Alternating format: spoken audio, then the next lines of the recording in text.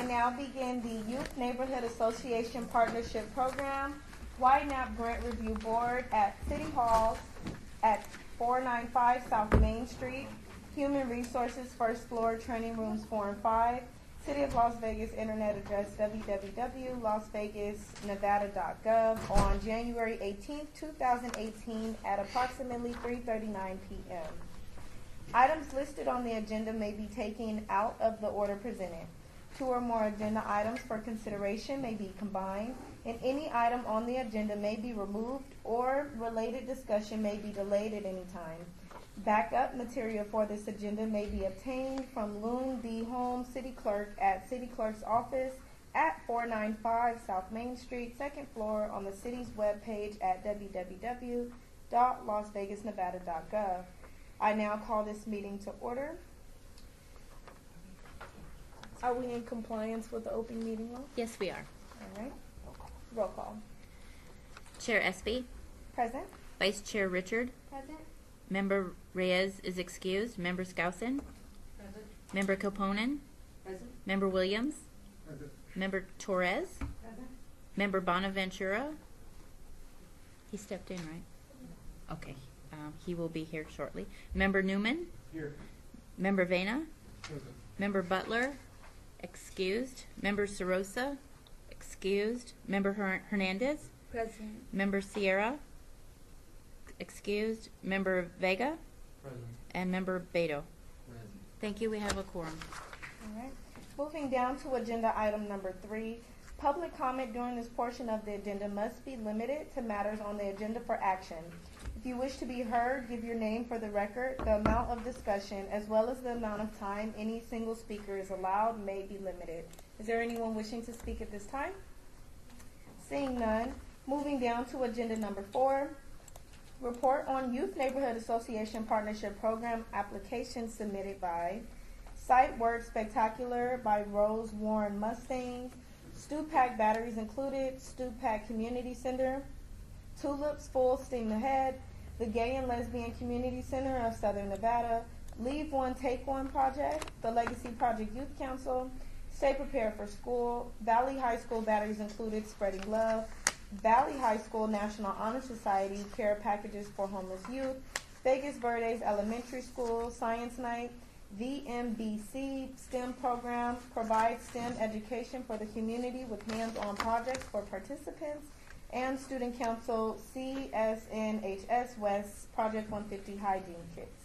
And at this time, we will now have the Site Word Spectacular.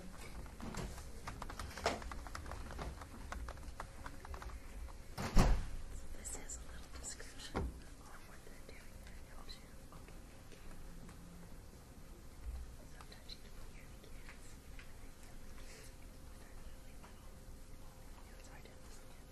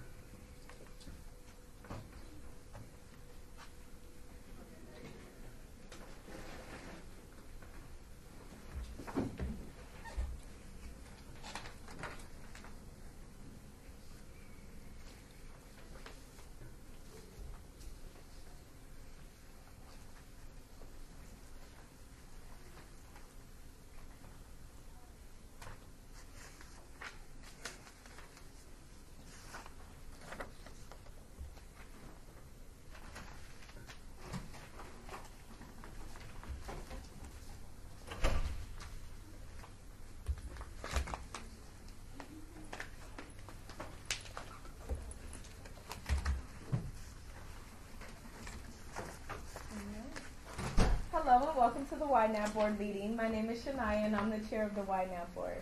Your group will be making a 10-minute presentation today, so please introduce your names and the group you are representing. You will have 10 minutes to make your presentation. Following your presentation, we will ask you 10 minutes worth of questions. Speak loudly and clearly because it is being recorded, and whenever you're ready, begin. My name is Ian McDonald. I am a 3rd grader and I am 8 years old. I'm in Rose Warren Elementary School.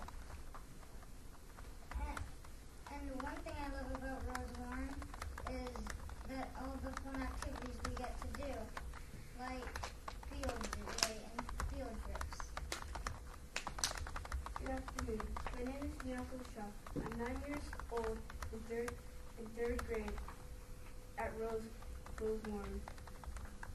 One thing I love about Rose Warren is field day because there's a lot of fun water games to do. Good afternoon, my name is Amy Shaw. I am 10 years old. I am a fifth grader at Rose Warren. One thing I love about Rose Warren is the laptops because we get to do work by pressing a few buttons and getting to work on hands-on work. Good afternoon. My name is Ynapp Hernandez. I'm 11 and I'm in 5th grade at Rose Warren Elementary School. One thing I love about Rose Warren is the teachers. The teachers care about the students and their education. They are responsible and kind. They always say that everyone can learn.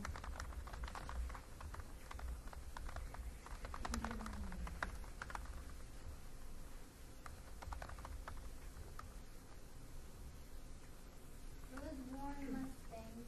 Our project is Sight Word Spectacular.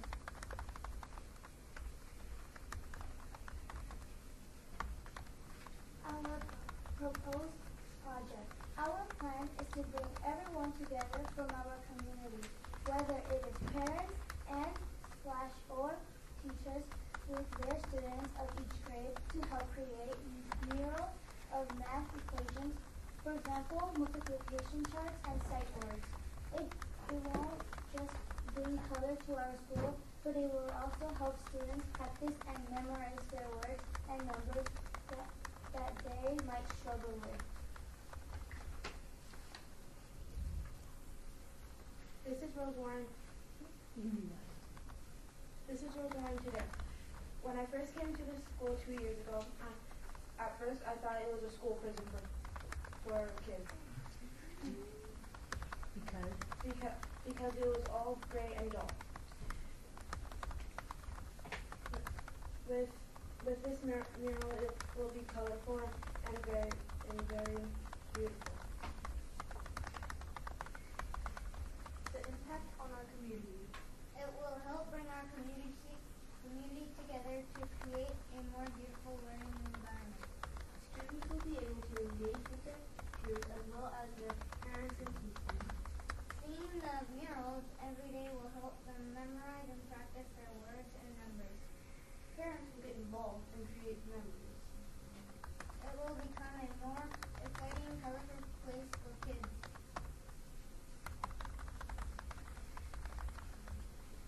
School volunteers. Students, teachers, parents, and AmeriCorps members.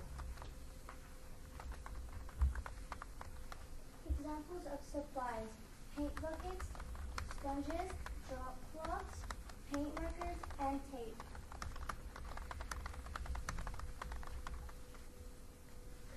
Details. How much money will be spent? $1,000. Pledged volunteer hours, 11,776 hours. Examples of our proposal. Rose Warren in the future. Murals, multiplication charts, colorful cycles.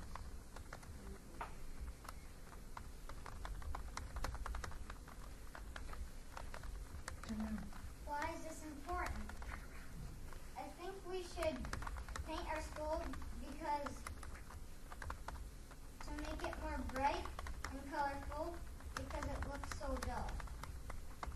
And with the money, we will buy supplies.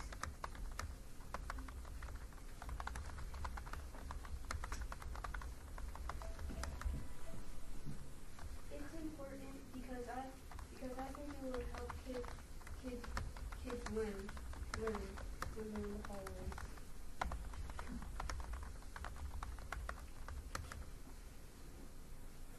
Did you know by the end of third grade I should know 7,020 root words?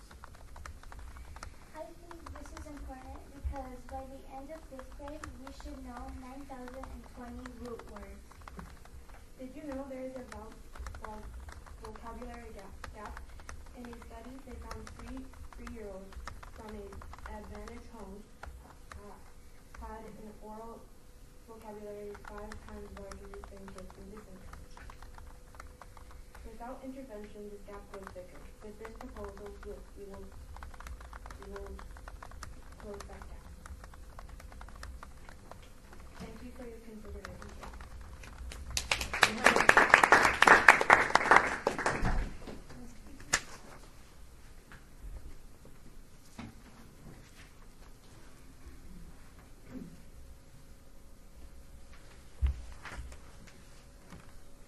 When families, schools, and communities work together, children do better academically, behaviorally, and socially. It makes sense for policymakers and educators to include family engagement in all early learning programs. So what does that look like? First, learning doesn't happen in a bubble. Everything from nutrition to books and internet access play a role. Early learning strategies need to be aligned with comprehensive services for the whole family. Many programs bring together a focus on health, nutrition, mental well-being, and access to social services. Second, there needs to be ongoing dialogue between families and educators. Families need to be encouraged to communicate their expectations and ask questions, not only about what their child is learning, but how he or she is engaging in the learning process. And educators should engage families beyond scheduled conferences and connect more frequently about a child's interests. One thing you can do is provide suggestions for at-home activities and share images of the child's work online. Museums, clubs, and other informal educational environments should develop a variety of strategies on how to best engage with families as well. Inclusivity and respect for diversity should be central. There is no one kind of family, and expectations and approaches can vary. Finally, learning opportunities are everywhere. Parents and caregivers have unlimited opportunities to engage children in informal learning. Community programs in schools can provide families with materials that offer them tips, ideas, and resources to extend and enrich their child's experiences. A holistic approach to 21st century early learning will value family engagement as fundamental to delivering the core themes of playful learning, adult and peer interactions, and informal learning opportunities. So if any of you policymakers, educators, or parents want to learn more about family engagement, visit p21.org.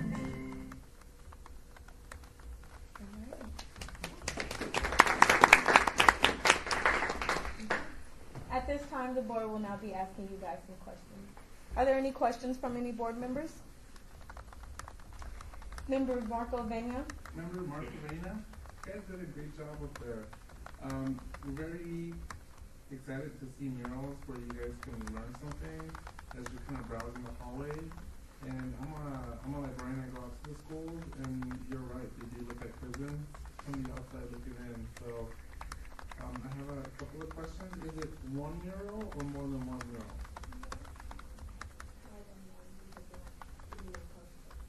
And how are you guys going to go about selecting what it's going to look like?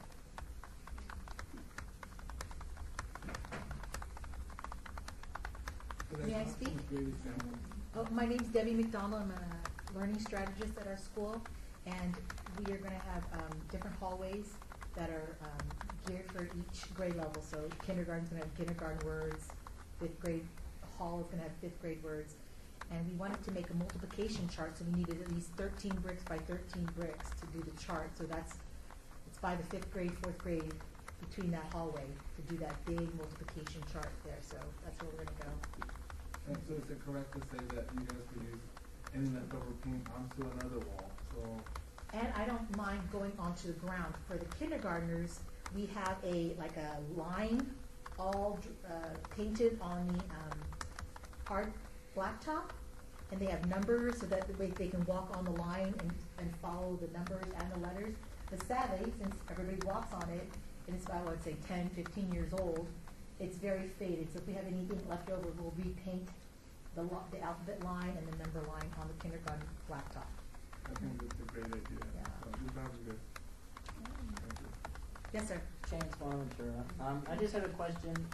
The grants for 1,000 and the total you have is 1,200. So even if you don't see the full amount, will you still be able to go through with?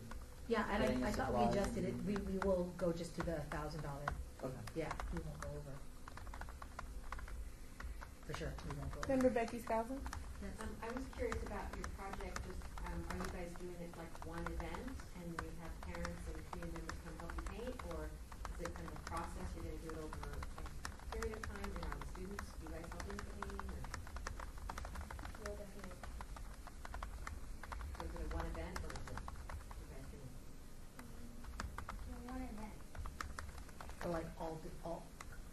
8 to 12, Debbie McDonald again. Sounds great. And may I suggest that, may I add to that, they're not helping, they're doing it. We're helping them. They're going to be doing it. Not just them. We're going to have, this is the design team. We're going to have other people, other kids and other teachers, the art teacher, some other teacher, and we're also incorporating the Boy Scouts, some service hours.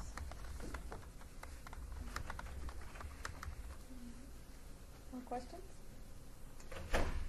Well, thank you guys for your presentation. The Ynapp will be voting on the recommended Ynapp awards at a later meeting, and we will be presenting those recommendations to the Las Vegas City Council on February 21st. You'll be notified by Ms. Candace Bourne about your application, and you guys did a wonderful job today. Thank you.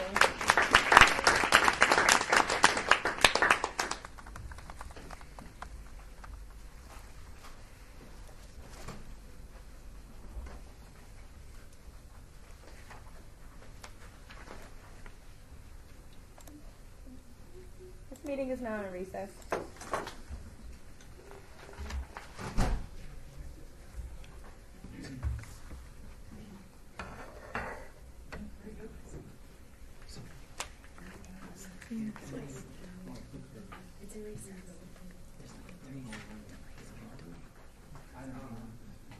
Elementary school guy who looked like a prison, but I sure felt like it.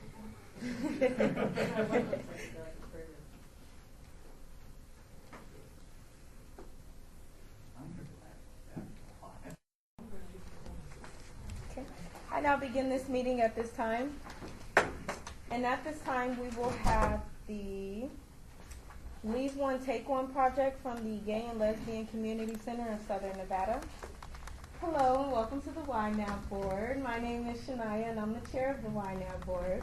Today your group will be making a 10-minute presentation. After your 10-minute presentation, we will ask you 10 minutes worth of questions. Please introduce the name of your group and your name as well. And whenever you're ready, begin. Okay, hi, my name is Cecil Blue, and we're here with the Gay and Lesbian Center of Southern Nevada, and this is my associate, AJ Hollywood. And our project is called the Leave One, Take One project. So I'd like to thank you for the opportunity you've given us to present our project. Our center is located here in downtown Las Vegas, which has a high rate of homelessness and housing insecurity and poverty.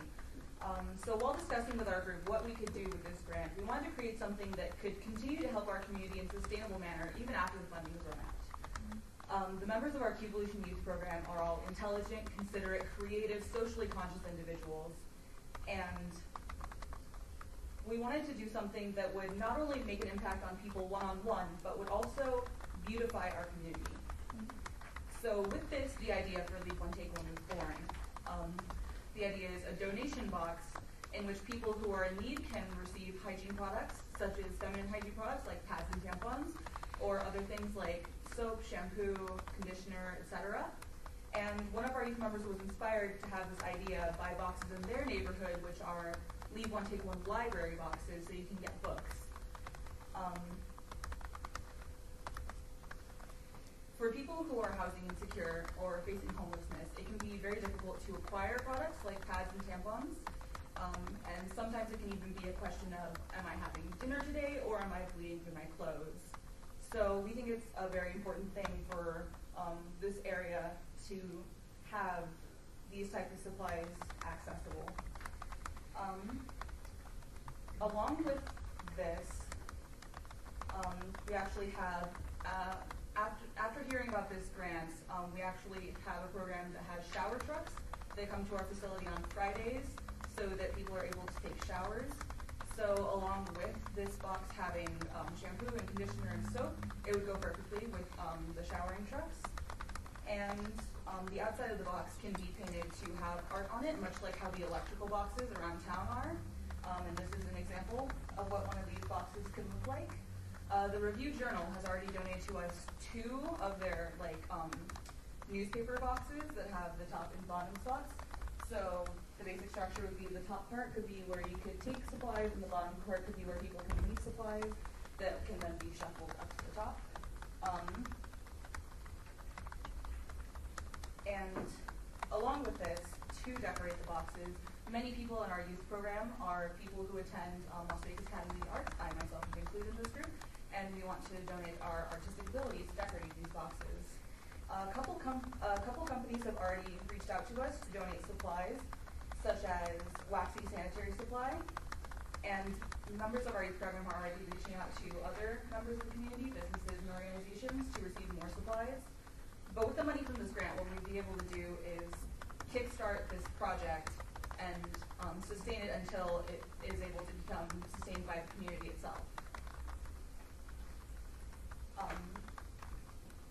Again, I'd like to thank you for your consideration.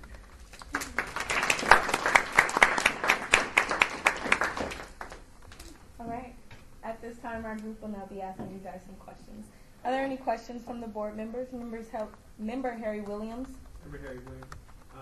Great job. Excellent job. Excellent presentation. Just one quick question. With homeless people and folks like that coming into the center, what kind of things could they leave? Or is it a requirement to take one and leave something, or even take things, and what kind of things would you be expected to receive? No, you are not required to leave anything if you're someone who needs to take something from the box. So the idea is more so that people can take things who need things, and people who have things to donate can leave them there.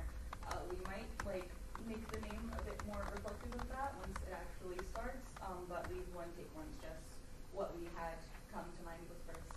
And I like the name. I know a lot of communities will do that for books, and they have like a mailbox or something, and shuffle community books like that. Good idea. Can I just add to the answer to your question? Yeah, right. Sure do. That's okay. My name is Holly Hoopennick. Everybody calls me AJ. I'm the Youth Services Manager and the facilitator for Evolution. Our center is a true community center. So it is the Gay and Lesbian Community Center, but we have a high population of people that are housing insecure that come into our facility. But that's only one of the populations that we serve. We also serve all kinds of people from the community. So that's why the people that come through in and out of there are of, different situations. So once the word gets out, like we have a lot of people donate to a clothing program called Switch that we have. So once the word gets out, people that come there that have stuff will, bring stuff in, and then people that need it will be able to take things. But that's part of the reason we wanted the funding too, because we want to make sure that those hygiene kits especially are in there. So we want to be able to see those continuously until people really start donating stuff to us. And this last follow-up question here. And then you guys have a good storage place for once you guys get this going. I have a feeling that a box may not be able to hold all the items that you guys actually will receive. So yes, we do have storage space. Chair Shania SB, that's amazing. Like, your initiative is one of my favorites, honestly. She asked me which one was my favorite. You guys are, wow. I'm like looking at your thing and I'm like, I've never thought of something like that, but I just want to say I really do like it. And I like that you guys are partnering with community resources, you said, such as Waxy and the Review Journal, to already get those supplies. And you guys are already reaching out, so that's awesome in itself. I did have two questions. So with your box, can they only take one item? And who's going to be monitoring if they take more than one, or how does that work, if you can explain that for me? I would say that they would be able to take more than one item. We plan to set them up kind of as kits, so like for feminine hygiene products, for example, it would have enough for someone's entire cycle per month, and they could take what they need from there. And who would be making sure that the products are in there would be volunteers at center, and also members of our youth program can go out and shuffle things around, make sure everything is set up correctly. Okay. And my second question, who will be decorating the boxes?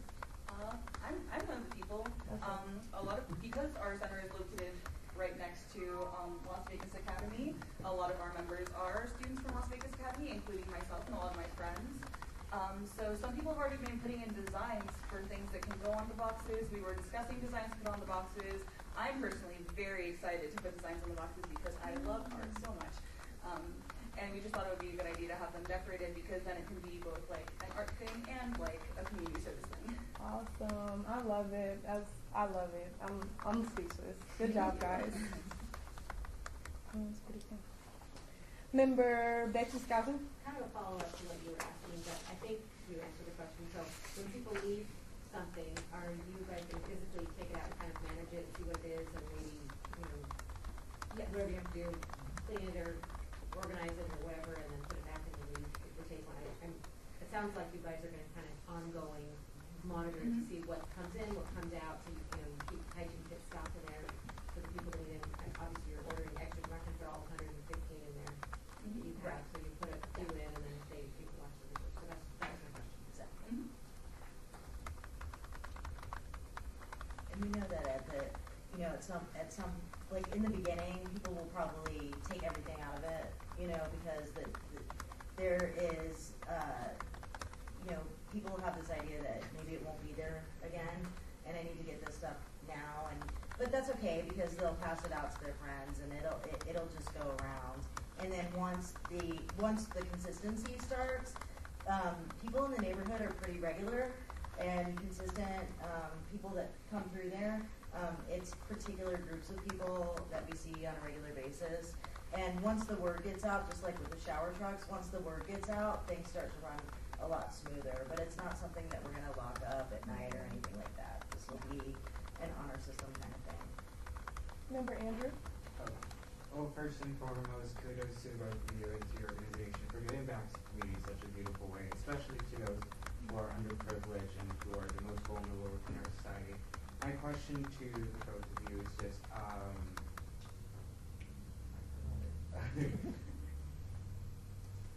my question was, has a project like this ever been attempted in some other place and has it been successful?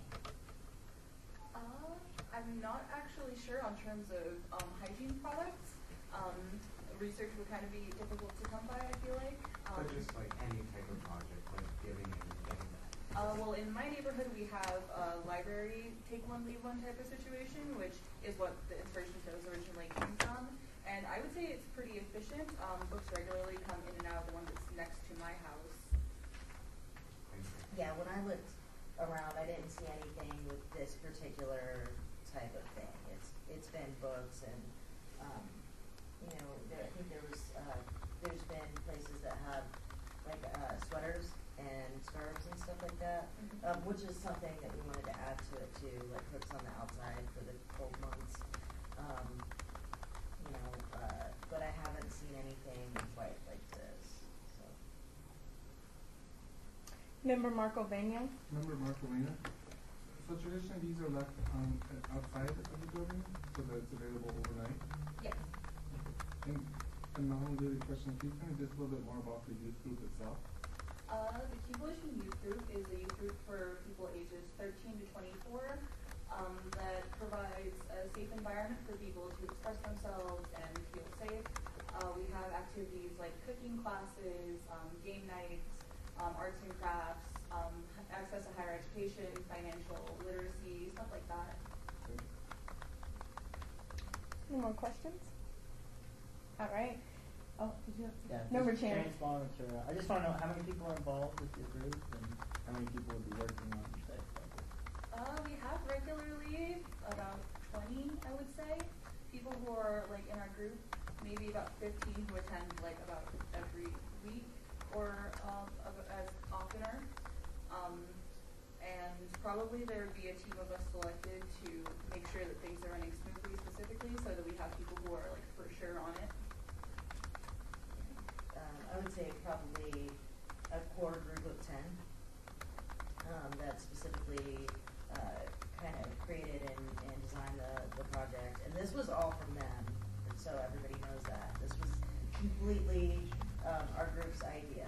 I had nothing to do with it. So, we have a core group of around 10 to 15 that come in pretty regularly, but it is a drop-in group. So everybody that they can come in any Tuesday or Thursday and just drop in and come once, or they can come in and participate on a regular basis. But anybody who's dropping in the day that we're working on these will be participating in it. So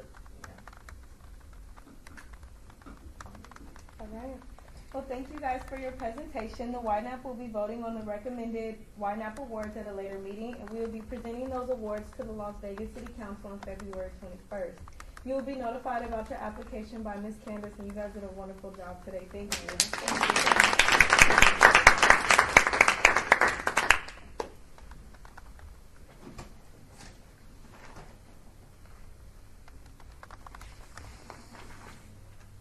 This meeting is now in recess.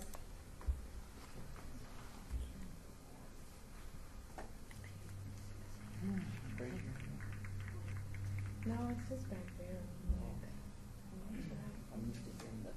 I know. I'll move it up here. And I type. You got it down, man. Yeah. That's not official. You good? Mm-hmm. Okay. I now begin this meeting at this time. And at this time, we will have the Valley High School batteries included.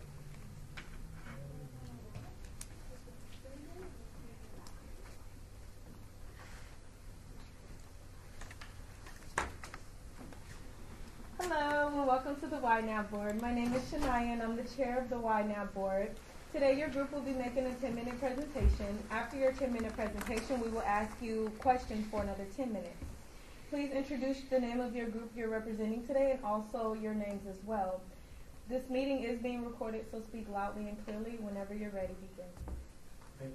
So good afternoon, board. My name is Gustavo Montano. I'm a member of the Batteries Included program for Valley High School. I'm Jenny Robles. I'm a member of Batteries Included for Valley High School. Hi, my name is Tawantiana. I am a member of Batteries Included in Valley High School. I am Edith Gutierrez. I am a member of Batteries Included for Valley High School. So this year is our second time presenting here to the Ynapp board. Our project this year is called Spreading Love. Picking up from a few details from last year, like I said, it's our second time. Last year we're presenting to the board Spreading Hope. The whole idea of the project was to go out to our senior center, Arturo Campillo Senior Center. We went out, did community service. We posted like a little celebration / party. We brought out a school mariachi. We brought in some food. Played bingo. We had quite a good time. That we presented. Around 20 students went to the whole day. This year, we come up with the board of Spreading Love. This year, the whole idea, we got this idea after a tragic incident on October 1st that happened in our community. Our whole idea was like, why not go out and spread a little bit of love at a hospital where, sometimes we see a lack of that.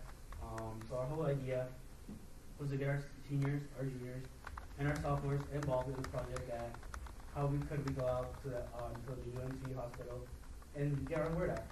So our whole idea for this project, we go out, we do gift baskets, do arts and crafts, spend a good time with them, have reading. We went not too long ago, we got on board with the faculty. They're very excited, they're on board with us. Our second, this is going to be our smaller group, just because the idea of, it's at a hospital, we can't have too many students running from one side to another. But they're very excited, like I said, we went with the board last week. They got some ideas from us, we got some ideas from them, exchanging ideas. So for the most part, I'm very excited, we're very excited as a whole class, to go out and really get, our Spreading Love project started. And, to really feel, because we've never done that before, and it's always been one of our goals during our 2-year Batteries Included program at Valley High School. So this year, we're very excited to kick it off, to get it started, especially with the Children's Hospital. That's a very big part where, we spread love, do arts and crafts, give out gifts. So that's our main objective for the Spreading Love project. So our last year fundraiser was Spreading Hope, and it was previously funded February 15th of last year. We received $838. We were asking for a $1,000 grant, and this is some of the pictures we did. We did have karaoke. We gave gifts to them. We played bingo, I believe, and we just had a great time with all of them.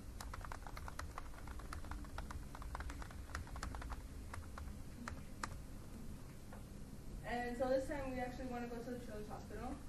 And spreading love is about giving back to the community, which of course is what we decided by visiting and serving. Like, we decided to go out there and see for ourselves how it was. They were really excited because we don't get a lot of volunteers. They usually go like to Sunrise or another hospital. So they were really, really excited about us going. We did get the idea after October 1st what happened. Our atmosphere of our school just went down. Everything felt great. And we decided to give back to them. And we decided this was our idea of how we could after what happened. So like I said, we did go visit. And our volunteer group consists of juniors, seniors, and sophomores of our battery inquiry class, and approximately 30 students for 100 plus hours of community service.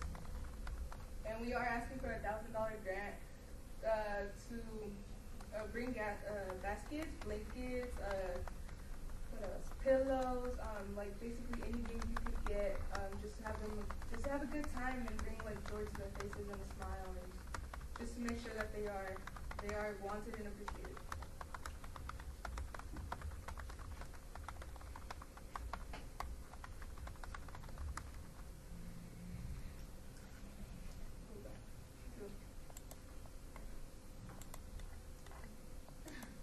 So also about this project, we thought about like from what she said or heard, like we just want to give back, you know?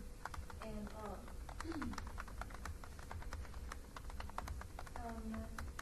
my opinion on this, I think it's a very good one. I had several options given to me how we could help by spreading love, but the hospital situation seemed the best because they have been packed by the after effects in October.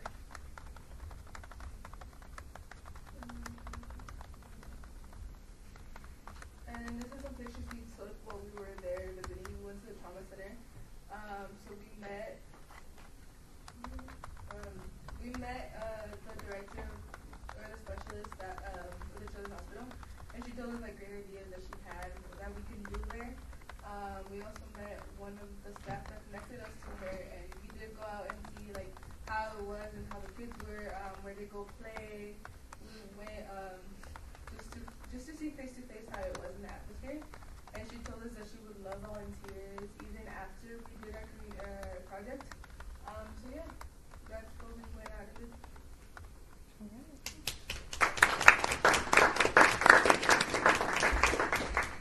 At this time, the group members will now be asking you guys some questions. Are there any questions from any of the board members? Chair Shania Espy. So on your budget, you guys asked for 40 of each, like 40 blankets, 40 pillows. How will these select children be, how will they be selected for you guys to get them out? So you're only dealing with 40 children.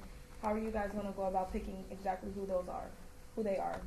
Basically age range and gender. And since we really don't know who we're getting, we're just saying that we would go from like age range from infants to 17-year-olds. So age and gender, we would just go neutral on color. Member Harry Williams. If you're unable to get the full amount, Member Harry Williams, if you're unable to get the full amount, have you guys reached out, or will you guys be reaching out to get other donations and stuff to help fill these baskets and provide the necessary items you might be looking for? I think our volunteers, like for myself personally, I think I would go out of my limit and just try to put that and give their, like, let's say like we're looking some blankets, and I'll probably go from my budget and go buy them out, or go buy them and put them there. And previously in our classroom, we posted parties with our special ed students at our high school, and we posted like donations, right? And this year, it was very impactful because we got like 3 boxes full of gifts, blankets, toys, and everything. So if in another case we wasn't able to get the full amount, we'll host another idea like that. Get our members, be like, okay, like one gift per student, wouldn't hurt, or like a blanket, wouldn't hurt.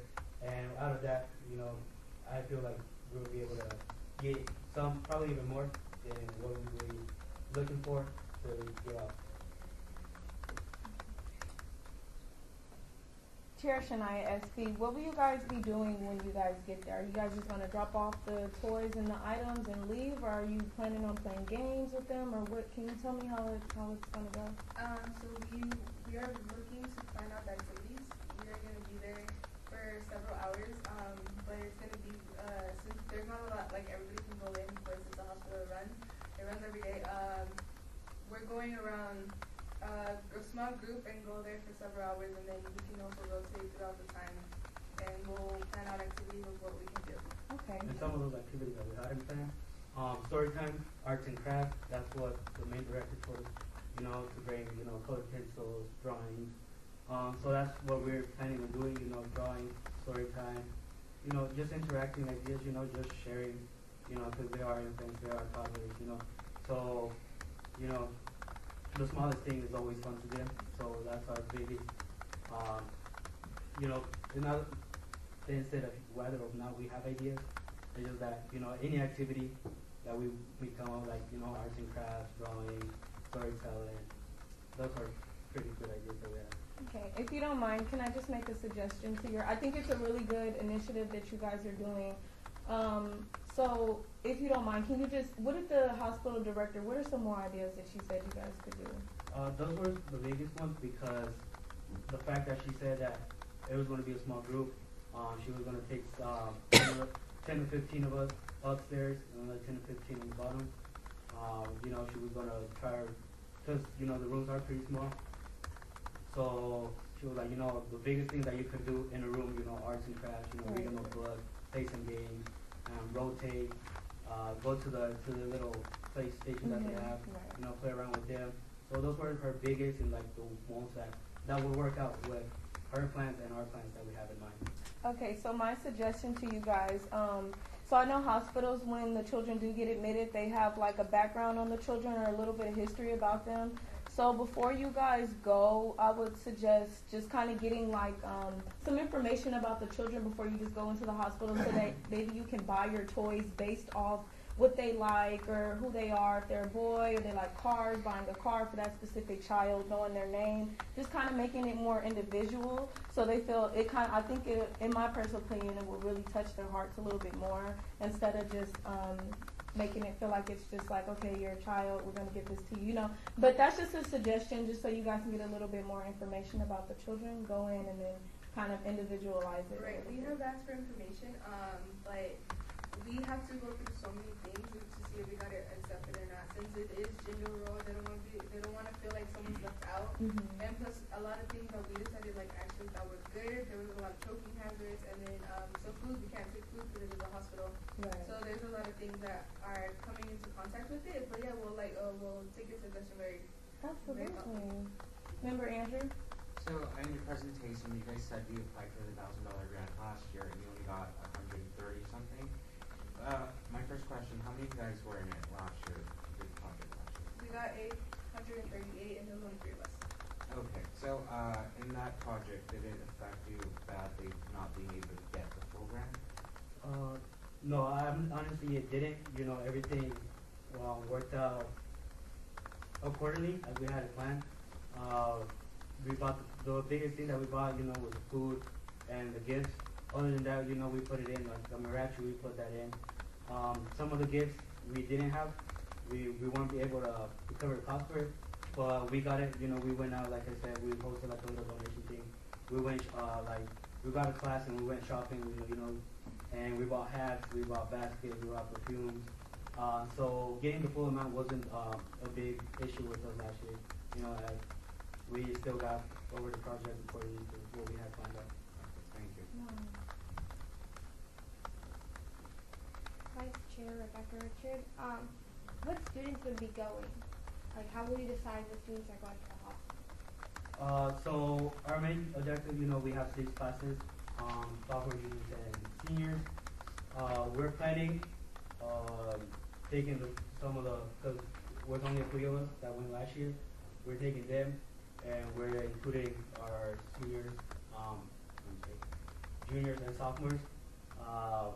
Basically, we try to take our leadership from our classes, but when we can't, we always look out to those who are most willing to engage, to get the word out, to get our whole idea of spreading love out. So normally we don't be like, oh, you're going, you're not going. It's just whoever comes out to us, we're like, we're willing to help, we're willing to go out. Those are our main ones that we do, right? Member Harry Williams. All right, Member Harry Williams. One last question for me.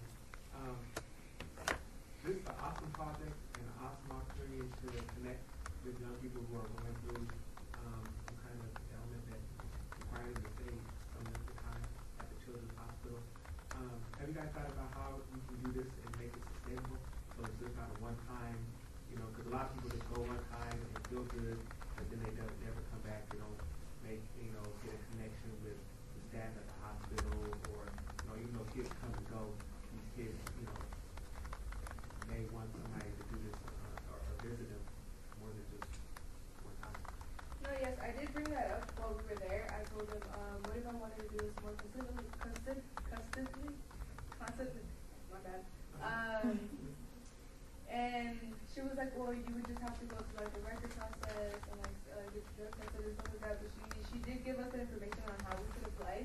So most of our students are really interested in that, and some have already applied.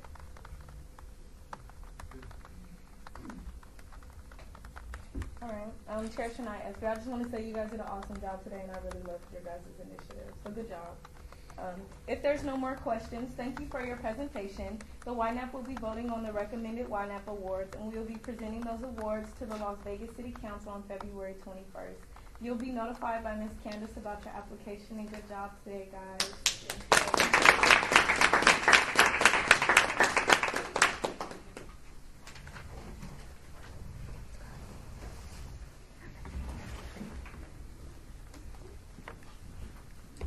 Thank you so much.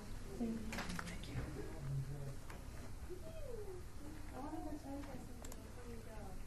you. This meeting is now in recess.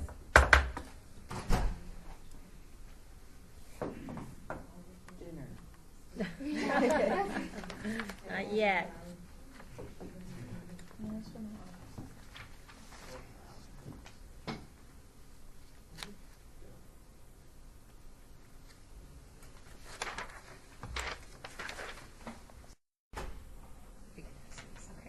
I now begin this meeting at this time. And at this time, we will have a presentation from Valley High School National Honor Society.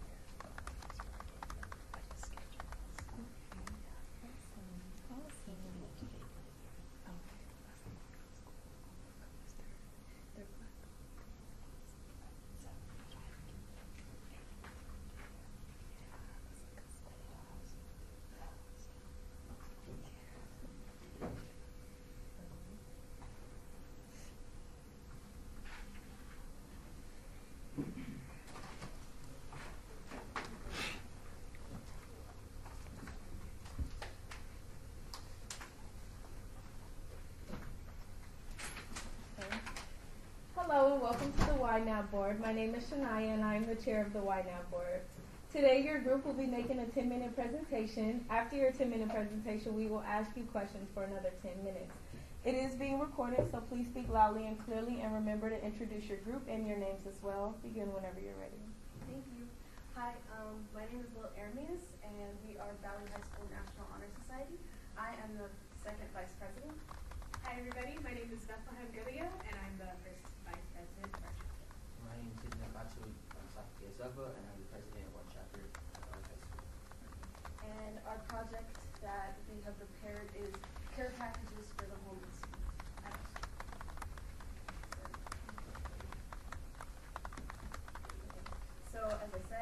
Valley High School National Honor Society. We were established in 1965. Our school is really old. So the same year that our school was established, Valley High School was established, or National Honor Society was established. Our club selects outstanding high school students to join. We do have a GPA requirement, and we have our 4 pillars that definitely we'll talk about in the following slides.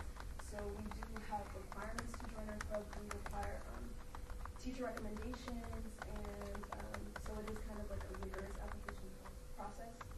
We have over 60 members, which is a jump from last year, so I think we've improved this year. Some of our accomplishments: we've hosted 13 Southern Nevada NHS conferences. We've received multiple awards for distinguished service by various communities such as the Clark County School District and the United Blood Services, because our school, or Valley High School National Honor Society, does do the blood drive 3 times a year, so that's a big source of that we do. Definitely was in charge of that.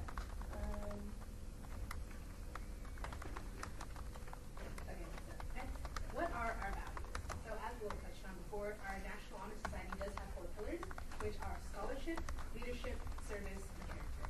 Our students demonstrate scholarship by maintaining the GPA requirement, and they also do so by fulfilling their necessary service hours each semester. To do so, and by doing these things, they get to keep their membership. And then our students also demonstrate leadership because they are also involved in other extracurricular activities in our school. They also hold positions in these clubs, so they're very active within the school and the community. We demonstrate service through our volunteer work. We do this, one, by our school blood drive, which we host 3 times a year. The blood drive is great because the students are very into it, and we end up finding ourselves donating a lot of blood.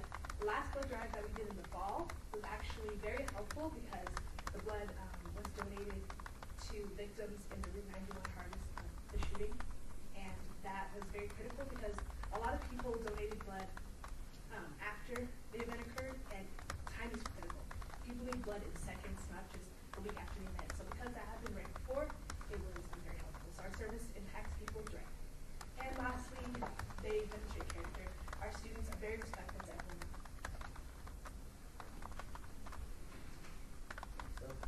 So our project, as we said earlier, was about homeless youth. Often when we're looking at the issue of homelessness, at least within our school, we'll think about the elders or the adults that might be homeless, or even the orphans, the children, the infants who are orphans. But we'll forget about our peers who maybe pass by us in the hallway, or maybe sitting next to us during the ACT exam.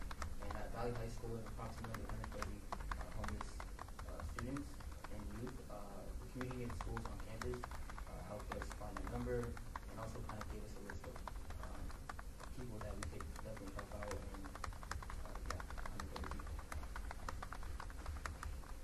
So our project. Our plan for what we wanted to do with Ynapp is we wanted to create care packages for homeless youth that are in our school. And some things that we wanted to include in our care packages would be drawstring backpacks, notes of encouragement for these students, and also snacks. We're thinking granola bars, mixed chips, those fiber-one brownies, just snacks to also include. And also community resources that they could, like little pamphlets and information pages that they could definitely go to and look at as well. And then next is community. Okay, so as Yed mentioned, we do have 130 homeless students at Valley High School. That number is large, significant. It's significant compared to the amount of students that are homeless at other schools. So we just want to touch on the idea that students that are homeless, school may not be their first priority. We think that these packages will sort of give them encouragement to care about school a little more, because if you think about it, if you go to school and then after school, I mean, you have nowhere to go. It's kind of sad. It's an emotional setback that you have, and I think that these care packages, these little snacks, the sling pack, the encouragement that we're giving them in the packs will help them succeed, will help them have a little bit more motivation. This tiny thing that we're doing will impact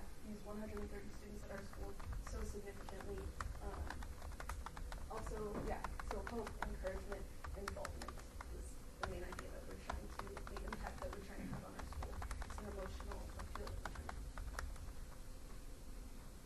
So reasons why we believe you guys should fund this proposal.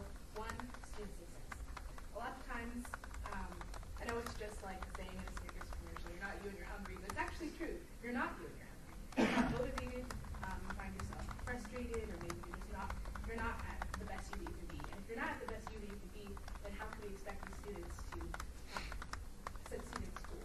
I remember last year our school implemented this new second chance breakfast where it's totally free. All students can get CTSC breakfast. And ever since they did that, a lot of students actually definitely participated in it. And since more students have that meal, they have that energy to get through the day. And a lot of students at our school, the only chance they really get to eat is when they're at school. If they can't afford it, then that means they're not eating at all. So student success. Another is that they're a neglected community. A lot of students at our school aren't even aware that there are homeless students around them. So not a lot of people know about it. And this age group is neglected. A lot of times people focus on orphans, maybe young children, but when it comes to our youth, our teenagers, they're a voice that they're not very well heard. And the last one would be that time is critical. A lot of times people feel like they're in the mood to donate around the holidays. Around Christmas time, around Thanksgiving, we have a lot of those drives. Around this time of year, it's a lot more slow, and they're neglected. And they don't just need help during these times of year. They don't just need help during Thanksgiving or Christmas, but they're still in constant need of that help, and we need to. Next up is the budget. So to start off, we proposed, we're asking for $600. Of that majority would go towards the Jocelyn backpacks through I think I believe it's Sport and Print, or I believe it's Sport and Print. But we're requesting 150. If we have 130, then play it safe. Find additional. That would come out to about $426. And those Jocelyn backpacks are customizable. We do a lot of things with those backpacks. Also, the snacks that we're proposing to buy.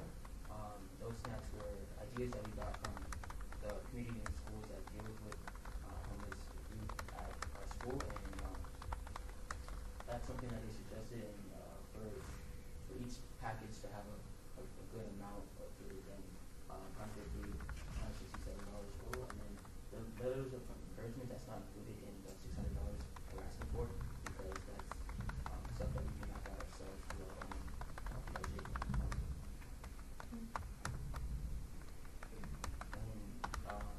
I'd like to leave the rest for questions.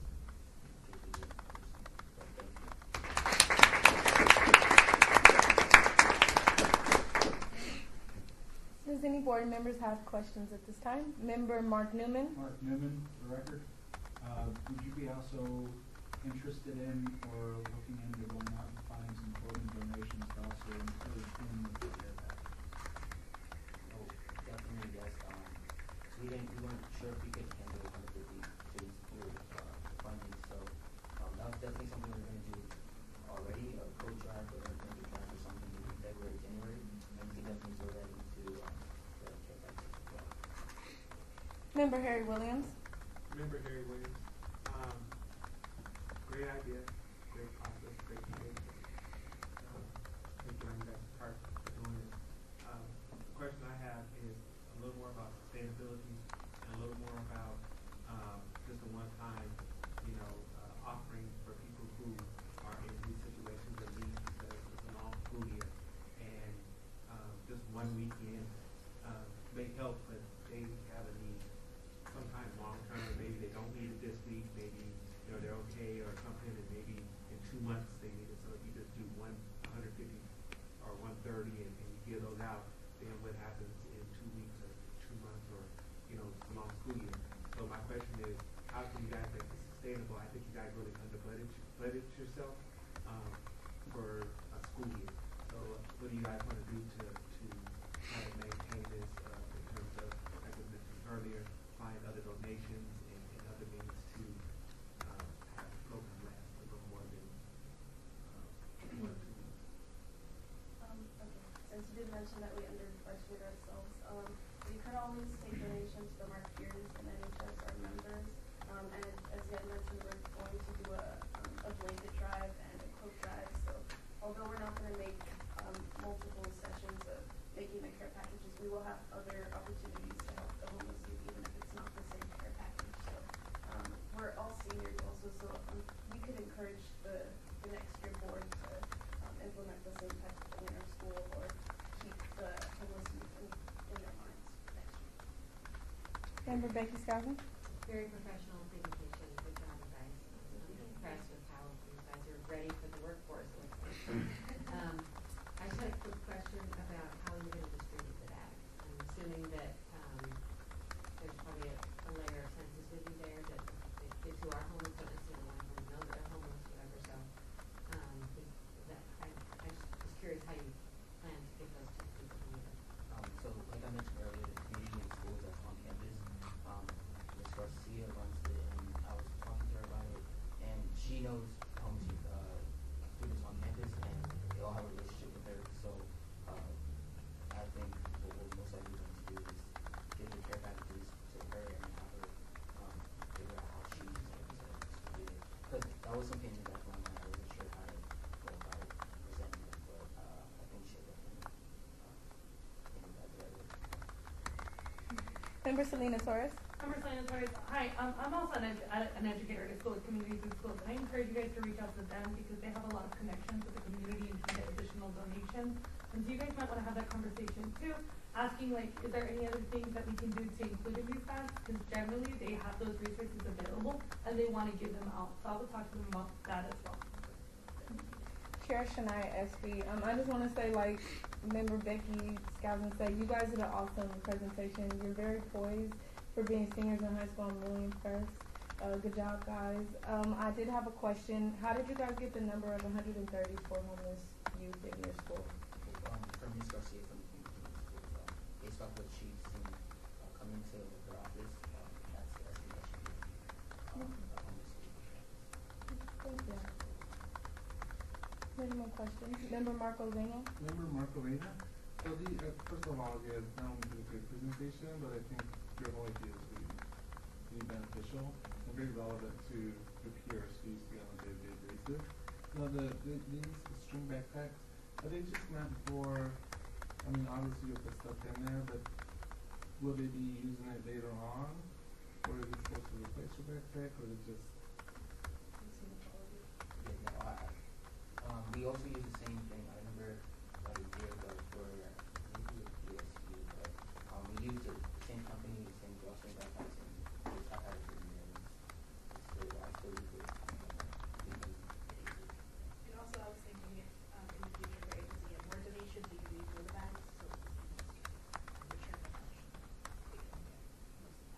If we It seems like they're already, they're not a little cheaper. Okay. Good to be able to use it. Yeah. Thank you. Member Harry Williams? She's coming. Member Harry Williams, I think you mentioned the flexibility of designing the backpacks and all those kind of things. Just, keep in mind that you're doing these backpacks for individuals who have a need, so not necessarily, make them specialized just for them, kind of keep it mainstream, that everybody has pretty much the same kind, like you said, you have one, so maybe not even put the design on, or just different colors and a whole bunch of things, or making it, school specific with the school logo or something that is still something cool that everybody would have, so it doesn't identify them as somebody that needed a care package or something, but just something to Chair Shania Espy, I did have a question. Do you know the specific names of the homeless people in your, does your NHS, all of them know the specific people? Because, okay. When I think that earlier I might have said, she gave me a list. She simply, let me rephrase that, she gave me like an estimate and like how she was about seeing them, but not necessarily the names of the programs and stuff like that. And that information wouldn't be distributed to you guys? Okay, no problem.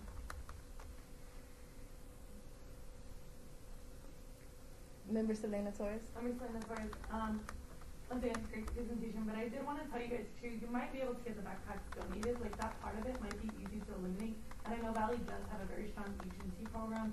You guys might want to partner and talk to the school and talk to Mrs. Foxa, and she might be able to get those backpacks donated for you guys, so that you can even take that fee off and use that money for school supplies or some of the other needs that they have. So I would definitely use your school as a resource, use the communities in schools, use your principal. I mean, you guys have a lot of resources at Valley, so make sure you're using those resources to help you. And any more questions? All right. Well, thank you guys for your presentation. The Ynapp will be voting on the recommended awards, and we will be presenting those recommendations to the Las Vegas City Council on February 21st. You'll be notified about your application by Ms. Candace, and you guys did a phenomenal job today. Thank you.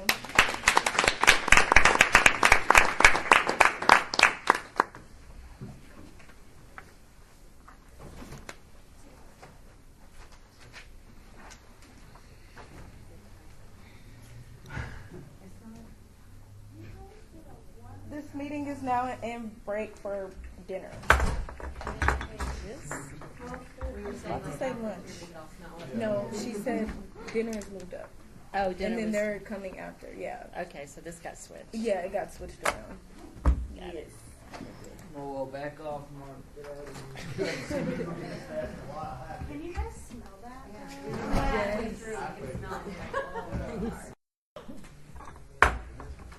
And at this time, we will be having the VMBC STEM program.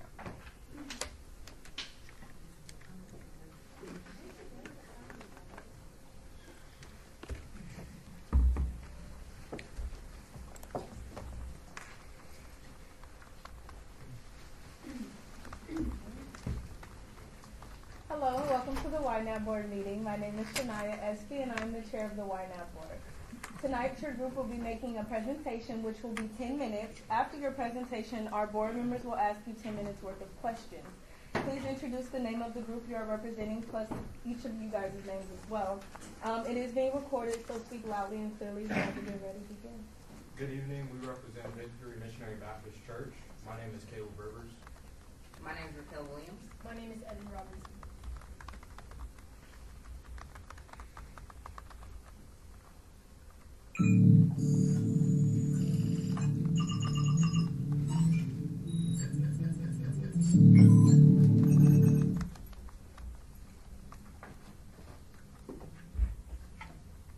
Okay. Hello, ladies and gentlemen. Today we are going to be coming up with our new STEM project. But before we start the project, we are going to define STEM. I'm going to write the word STEM up here, and I want you all to come up and write the meaning for each letter. So who would like to come up for X? I'll do it. Okay, come on, Raquel. Science. Great job. All right, what about T? I'm going to do it. All right, come on, Evan.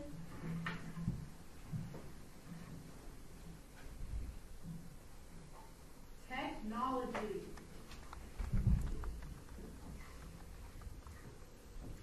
Excellent. Great job, Evan. All right, what about E? Go do it. Come on, Destiny.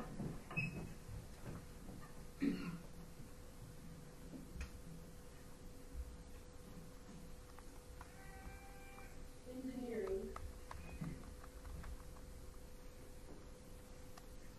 All right, great job. All right, and the last one, M. I'll do it. Come on, Kiara.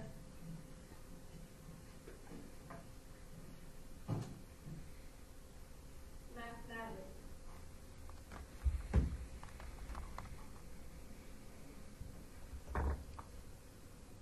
Excellent. Okay, so we now have what the meaning for STEM is. Let's read it together. Science, technology, engineering, mathematics. Excellent. So now what we're going to do is brainstorm some career paths that fall under the category of STEM. And I'm just going to listen to you call out the different categories. And what we're going to do is choose one category at the end. Okay? So go ahead and call out. Chemistry. Chemistry. Excellent. Louder, please. Architecture. Architecture.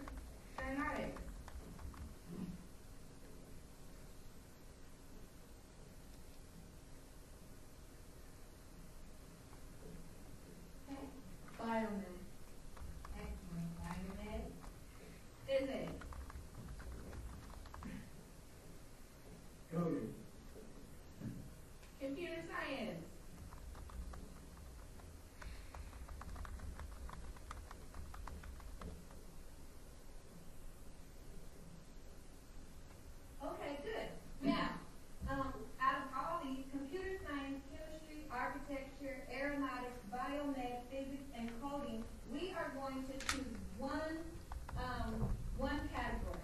So, if you would like to choose computer science, raise your hand. Okay? Chemistry, raise your hand. Architecture, aeronautics, biomed, physics, and coding. Excellent. So coding it is. All right.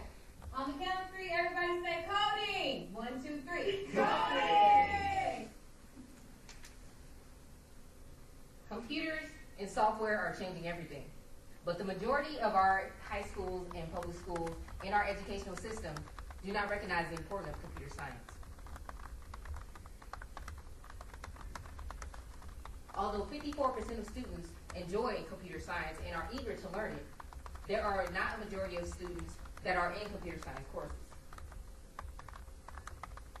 A recently released Gallup survey showed a stark gap between what students wanted, what parents wanted, and what occurred in our schools. 9 out of 10 parents surveyed wanted their child to learn computer science. However, unfortunately, there are not enough computer science courses in our educational system. According to a recent study conducted by Code Organization, 11% of all job openings are in computing categories. And these jobs account for 16% of all new total wages. Careers in computer science include, but are not limited to, biomedical engineering, which engineers design the codes for biomedical devices, genetic engineering, which engineers use biotechnology to create gene-identifying machines, robotics, aerospace engineering, and software engineering, which Apple, Google, and Amazon never cease from dominating.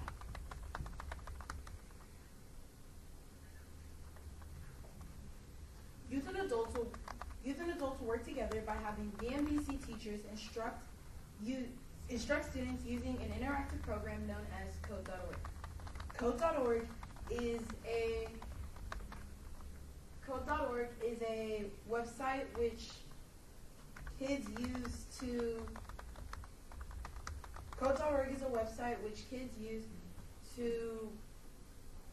learn what coding is and the fundamentals of it. It starts off with pre-programmed blocks which they slide into different things as you see here, and eventually they get to harder stuff where they have to write the code themselves. So what will need to be done? During the time at Victory Missionary Baptist Church, instructors will be teaching through the curriculum provided by Code Studio. Students will need to be engaged within the challenging curriculum brought forth by Code Studio and engage in asking questions, completing assignments, and engaging within activities. At the end, students within the program will be demonstrating their skills at our 3rd annual STEM Day project on April 28th by presenting their created apps.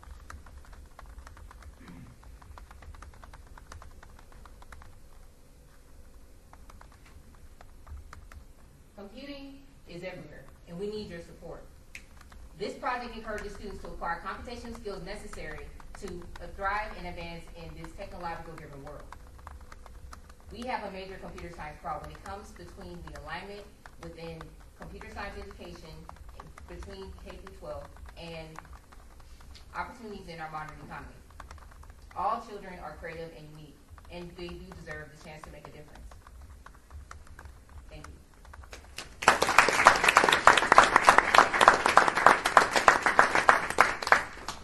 All right. At this time, we will now be asking your group questions. Are there any questions from the board members at this time?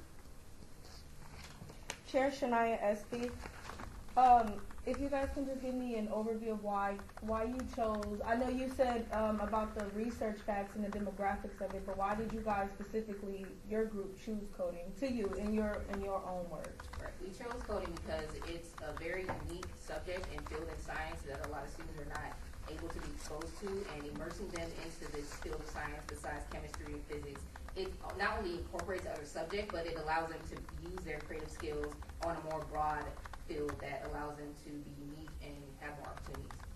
Coding is also important to the long run of this country, and the fact that if you look at recent studies and recent projects performed by new companies, they're investing into autonomous vehicles, which require coding in order to do what they're supposed to do in production. So that will really help if people have coding skills, they will be able to get jobs down the road. You guys did an awesome job, and you have me speechless. You just like coding, like okay.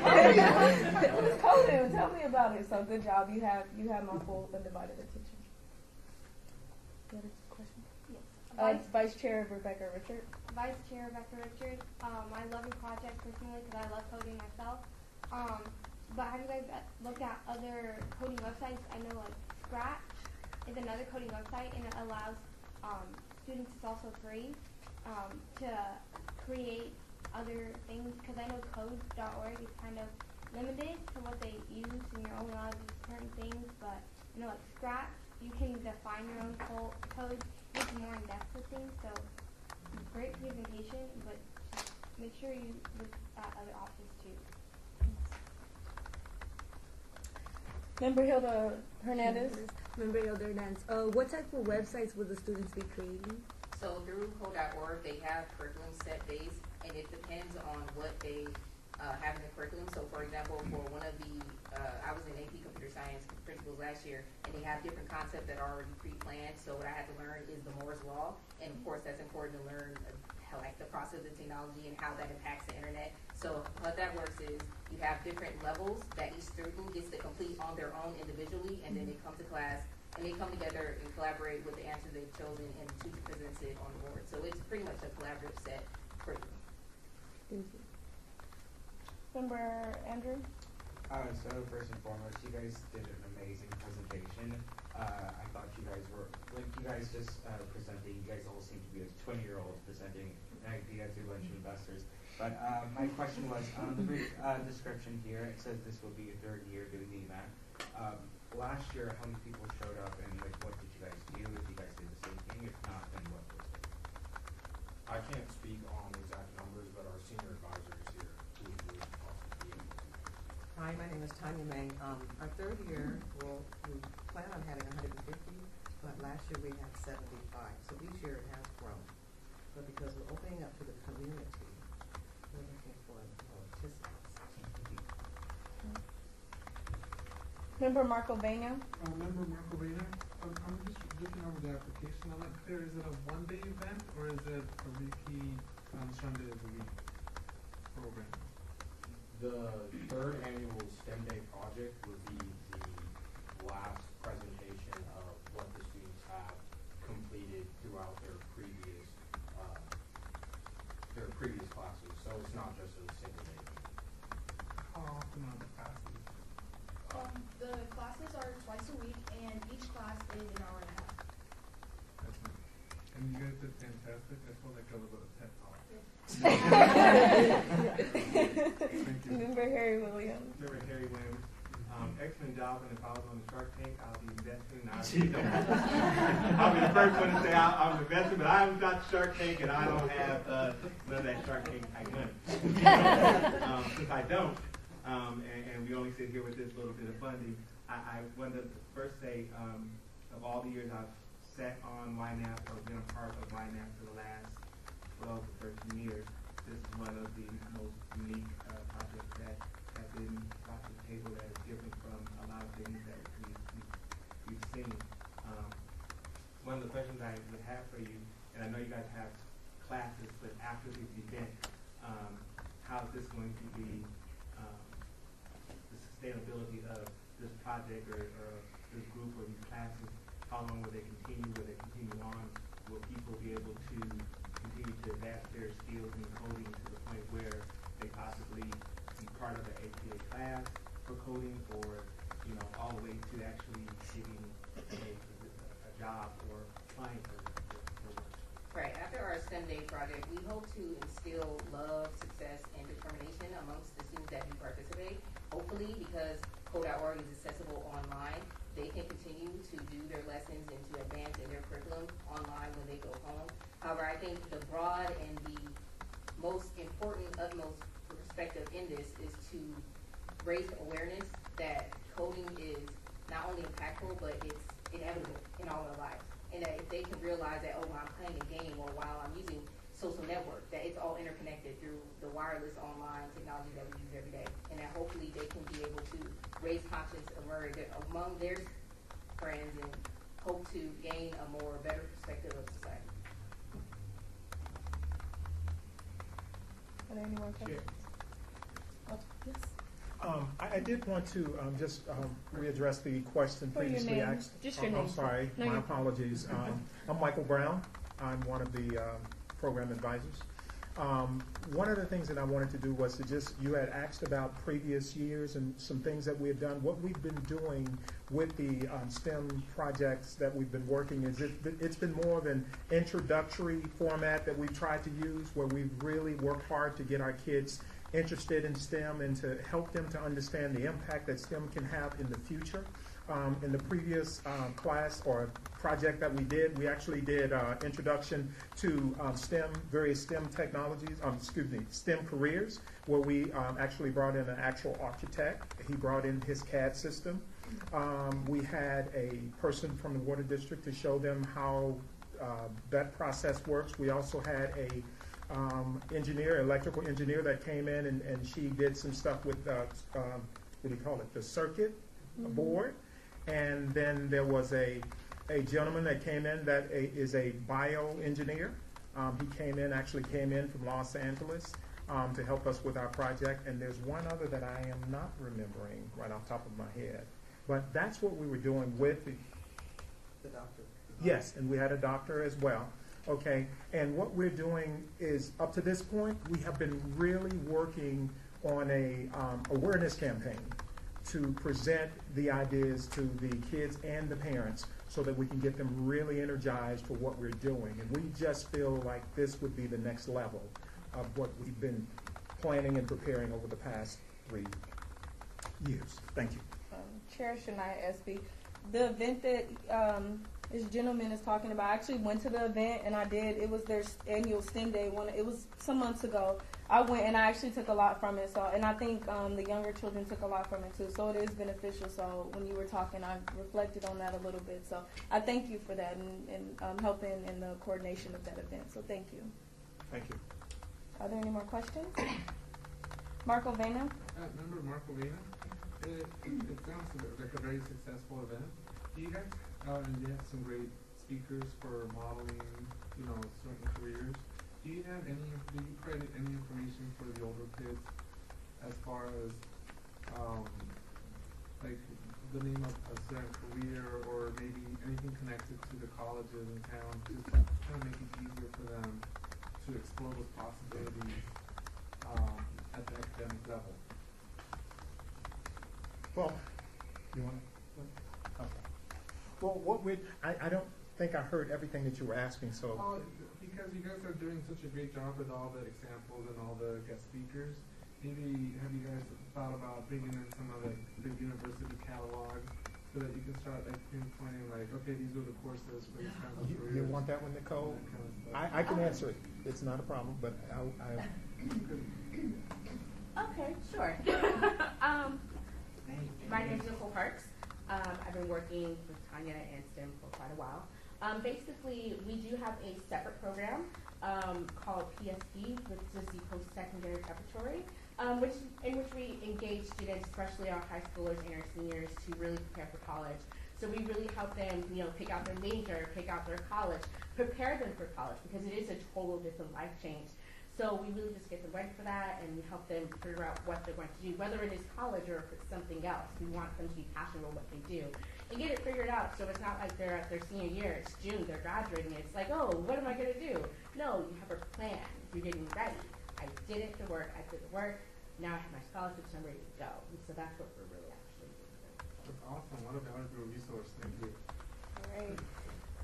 Well, thank you guys for your presentation. The Ynapp will be voting on the recommended Ynapp awards, and we'll be presenting those awards to the Las Vegas City Council on February 21st. You'll be notified by Ms. Candace Boring about your application, and you guys did a phenomenal job today. Thank you so much.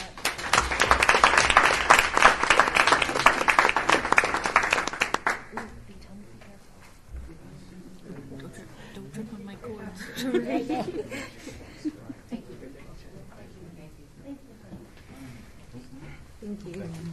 Thank you. Careful with the boards. Yes,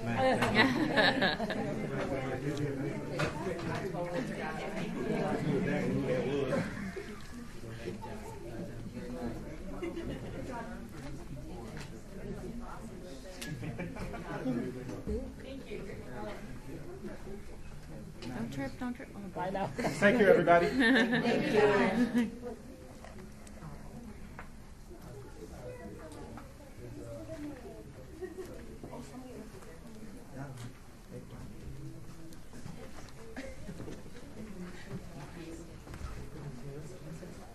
Yeah, I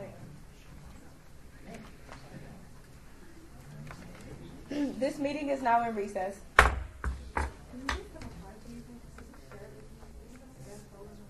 was honestly the best year that's coming.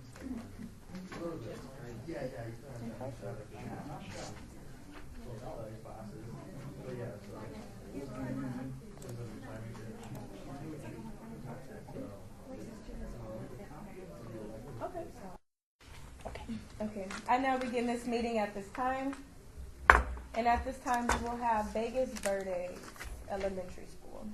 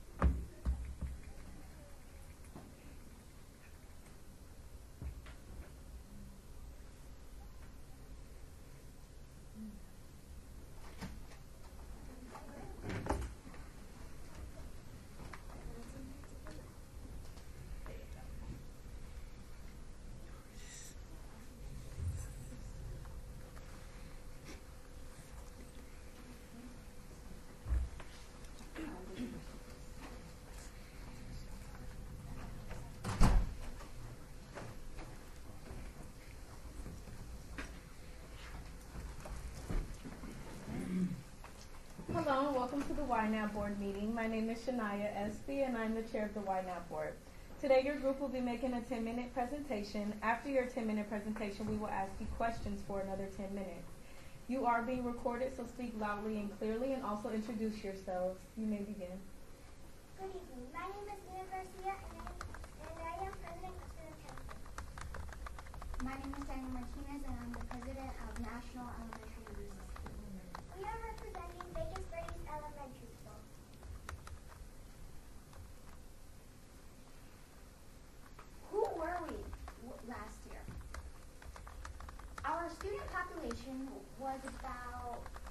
682.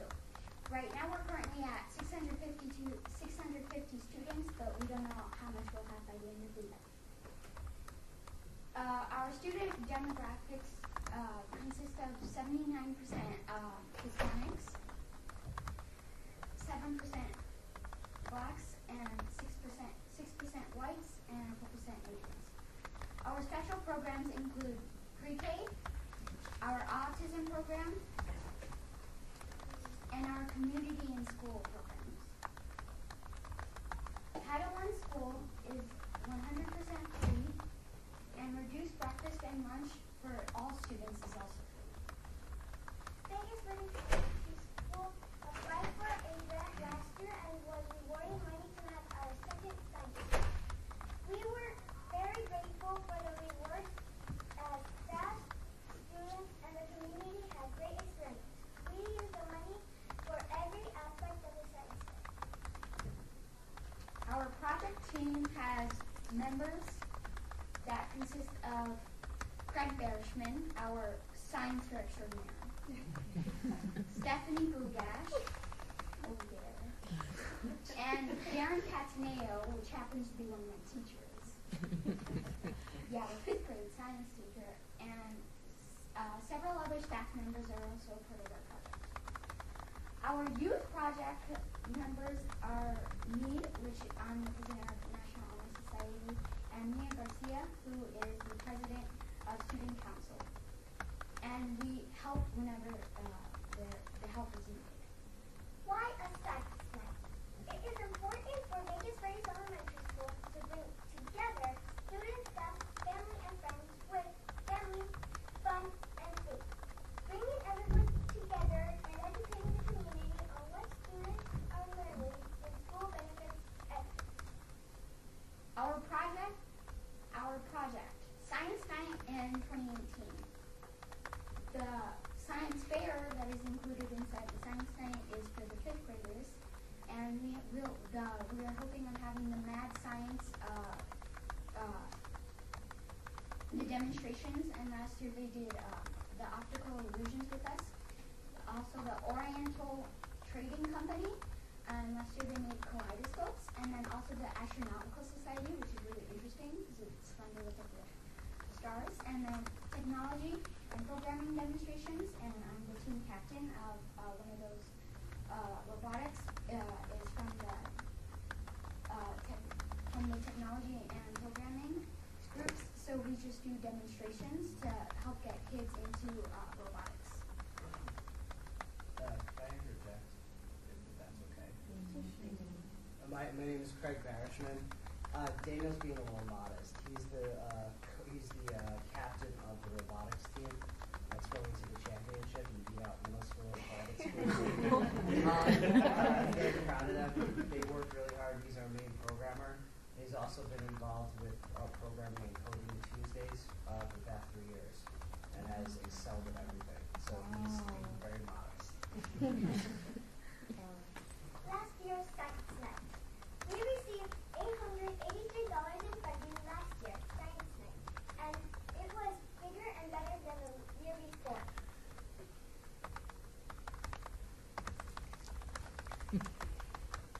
The idea for a science fair.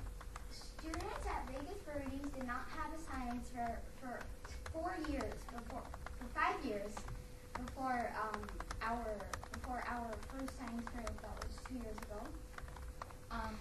Because of funding, Ynapp is the reason why we even started to get have science nights, which is thanks to you guys. And 5th graders have been learning the scientific method, which will help them when they do their science fair projects. Mad Science. Mad Science is an organization that comes to school to do science experiments with the students. There are different make and take science experiments we can use from boredom to do at our science night. Optical illusions, lines,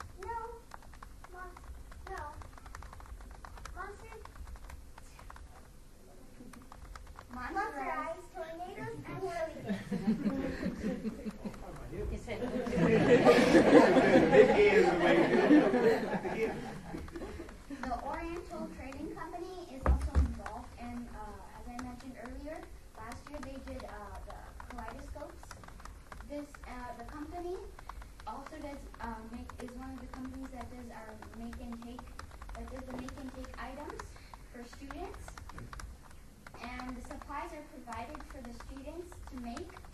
items and then take. So, which is why it's called make and take. We're allowed to make it at the science fair, and it's a bunch of fun when they get home to play with. Can I interject one more? I am one of the science teachers at the school. Whatever we don't use at that, whatever's left over gets used in classrooms. So the whole community gets to use it. Astronomical Society. The Astronomical Society will have 5 to 7 amateur and professional astronomers who will focus their telescopes on several celestial objects visible in the night sky, such as planets and various common constellations. Our technology and programming demonstrations consist of from our coding students to get students into programming, and then there's also the robotics team, which, as mentioned earlier, I'm the team captain of, where we present our robots and hopefully getting students into robotics for the next year. Funding needed. Science course for 100 students will be $400. Make and take geo and capsule for 192 students from Oriental Trading Company will be $184. Math science demonstration will be $150. Food for parents and students will be $256 or whatever is left over from the rest. 0 items or funding will be donated. Our volunteers consists of Craig Berishman, the science teacher extraordinaire, Stephanie Lugash, Darren Castaneo, my science teacher, and 5+ science committee members. And then our youth members are me, Garcia, I'm Diana Martinez, and NEHS representatives as well as student council representatives. Our parents, last year total volunteers have from staff, students, parents, and volunteers were almost 300 hours from planning to cleaning up. What needs to be done?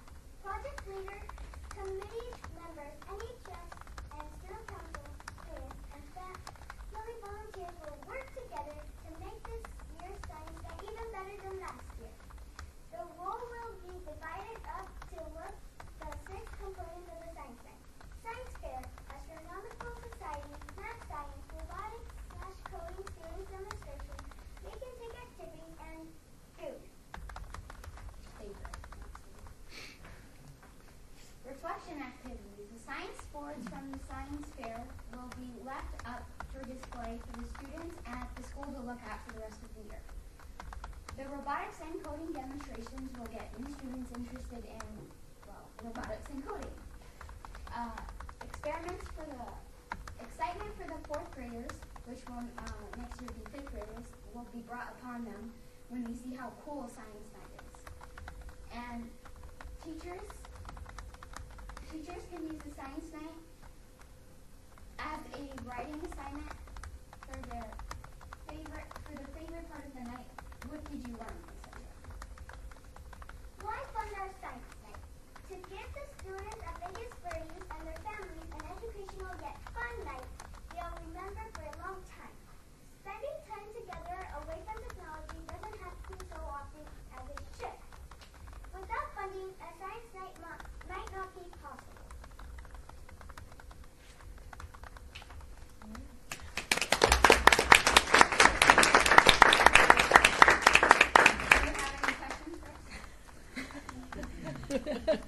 Any questions?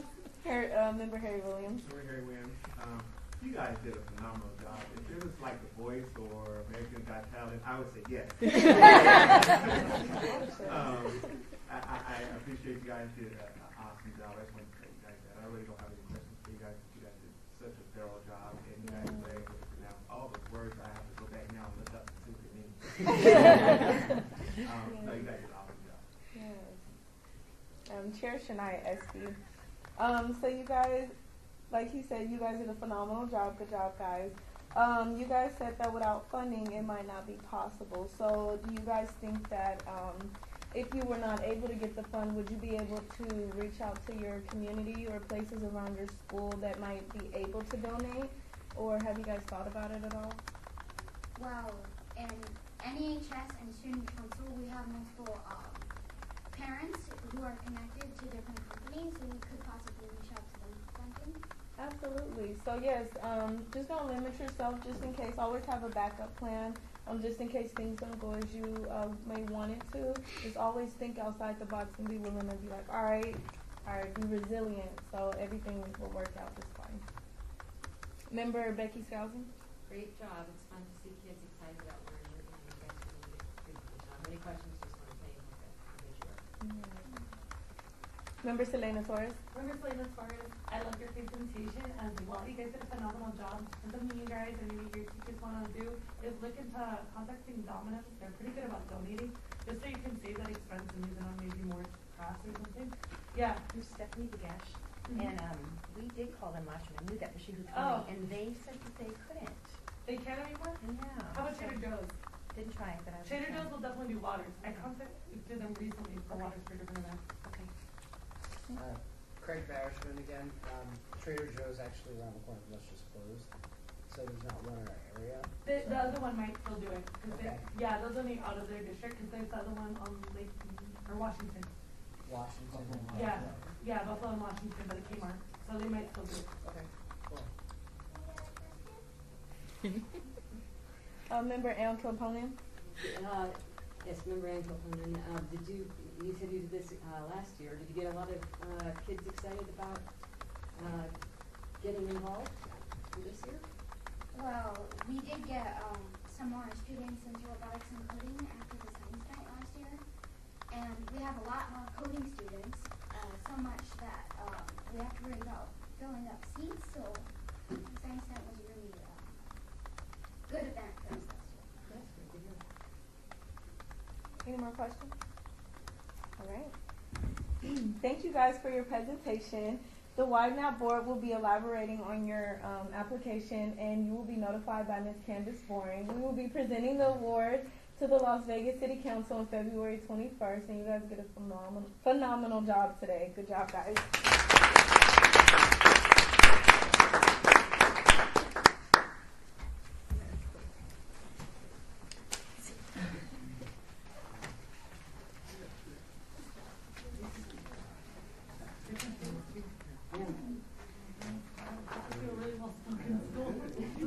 This meeting is in recess. Man, they were good.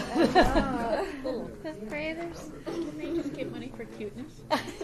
Yeah. They were good. Yeah. She was so energetic, enthusiastic. You was just like, hey man, I can just look at that. Okay. I now begin this meeting at this time. And at this time, we will have our very last group of the night, Student Council CSNHS West.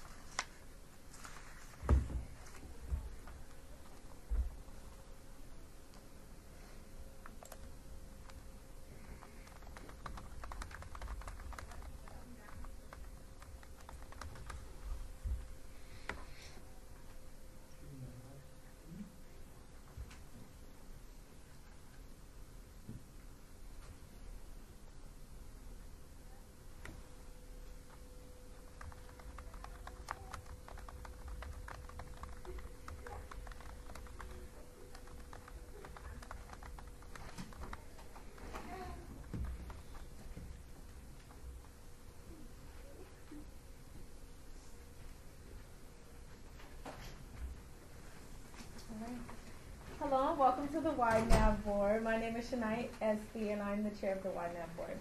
Today, your group will be given a 10-minute presentation. After your 10-minute presentation, we will ask you questions for another 10 minutes. It is being recorded, so speak loudly and clearly. Please introduce yourself, and whenever you're ready, begin. Hi, Hello, my name is Faith James, and I am a representative from the College of Southern Nevada High School Student Council. And today I am here to present my service project, or our service project, for an organization called Project 150, which is something I will explain in depth in later slides. Last year, our school has been applying for the Ynapp grant for roughly the last 20 years. Last year we received $500 worth of funding for the same sort of project. So we're like, want to do it again and just see where it goes from there. Next slide, please. So our goals, the student council wants to create around 200 hygiene kits, given we get the maximum amount of funding.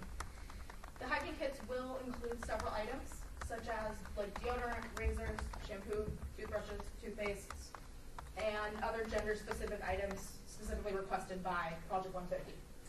And we will be assembling these hygiene kits that we will send to Project 150. And these pictures are of us assembling them, gathering things, and delivering last year. Next slide. These are just some examples of the gender-specific items. We have, obviously, tampons for women, aftershave for men. Those are the bags that they would be in. And there are other just products that homeless teens may need, or really need. Next slide. So what Project 150 is, it's a 501c3 nonprofit charitable organization. It was organized in December of 2011 when the founders heard about around 150 homeless high school students at Rancho High School. And they were needing support over the Christmas break. Project 150 focuses on teens and their families, and this effort has expanded to helping over 2,500 students in 51 high schools.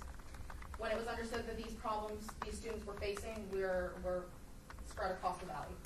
And we just want to contribute additionally to what they've already done by gathering, assembling, and delivering hygiene kits. This is Betty's Boutique. I worked as a store attendant there last year. This is where these students come to have sort of a shopping experience because they're not going to normally get that. Students can get 10 outfits, 1 jacket, 1 sweater, 2 footwear, so on and so forth. I really enjoyed working here. It was really cool. And this is where the hygiene kits are given out by request.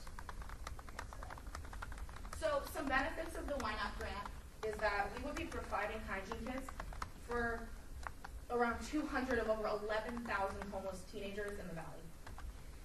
This grant money, it can't help every single homeless teen, unfortunately, but our project can grow, obviously depending on the amount of funding we receive, to meet the needs of more homeless teens in Southern Nevada. So our decision on working with Project 150 came from the fact that we recognize that these students are within our school district and they're likely within our schools. And we want to provide them with hygiene kits that they would not otherwise have and a lot of these things our students take for granted, like daily showers. Some of these students don't get daily showers. They have to go to school and worry about feeling uncomfortable. And you don't want to feel uncomfortable in your learning environment. You want to feel safe. You want to be able to learn. So we want to help these homeless teens be as comfortable as they can in high school despite their difficult circumstances.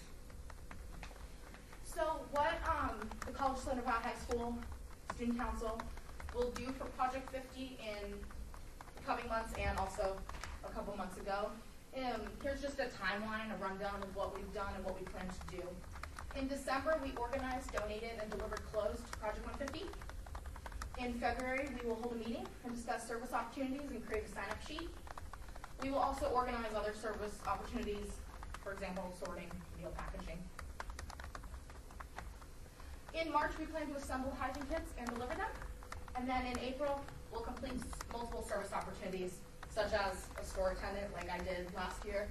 You can also sort clothing and accessories for Betty's Boutique and do other administrative tasks for the staff. And in May, we will organize a school-wide summer clothes drive. So youths and adults will come together for this service project by working as a cohesive unit and fulfilling the necessities that all students should have access to. Hygiene is something everyone should have access to, no matter if you have a home or not. So these are some of the pictures of the food and the back rooms in Project 150 in the warehouse of just products and all that. So, funding To complete the tasks previously stated, the College Southern Nevada High School Student Council asks for a $1,000 grant. And we think that Ynapp should fund Project 150 because this money is going to go directly back into the school district by helping homeless teens. So thank you for your time and giving CSNHS West Student Council the opportunity to help out the community because high school is tough enough.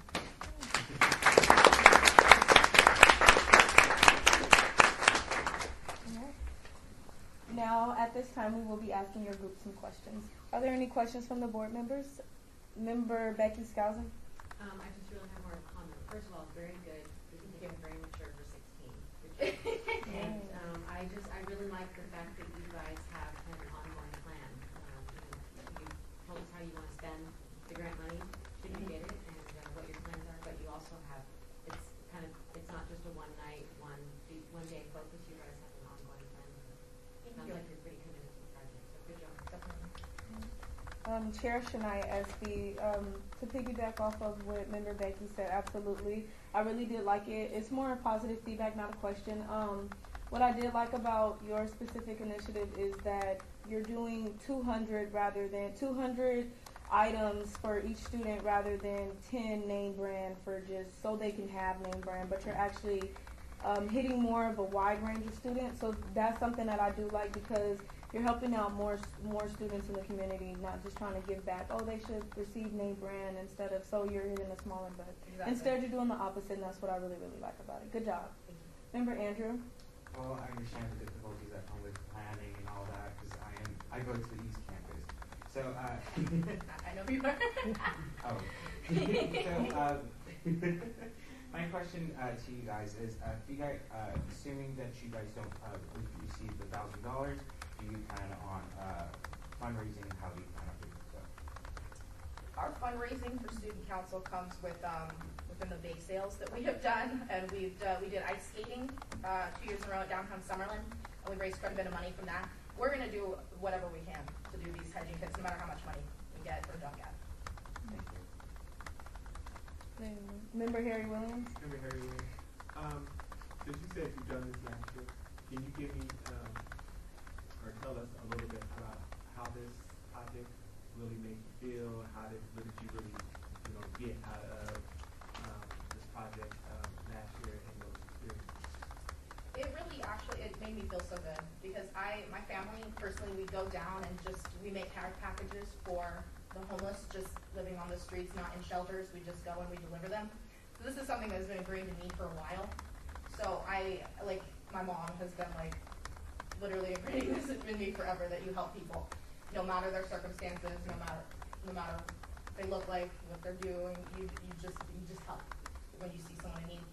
So I was really actually excited to do this last year. I volunteered to do this year because I watched the previous Representative Roy, and I watched how he assembled, organized everything, and it was really inspiring, and I just really admired it. So I was like, I'm going to do this. You did. Member Shania, so you did. Good job. I'm impressed. She said 16. I'm like, 16? Wow, so good job. Thank you. Any more questions? All right. Well, thank you for your presentation today. The Ynapp board will be elaborating on your specific application, and you will be notified by Ms. Candace Boring about your application. On February 21st, we will be presenting the Ynapp Awards to the Las Vegas City Council, and good job today. You did a phenomenal job.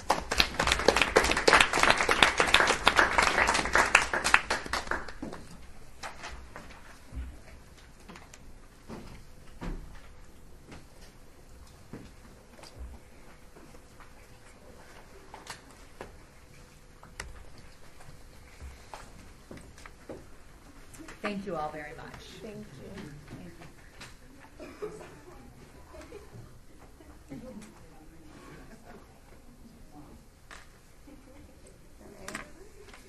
Citizens' participation.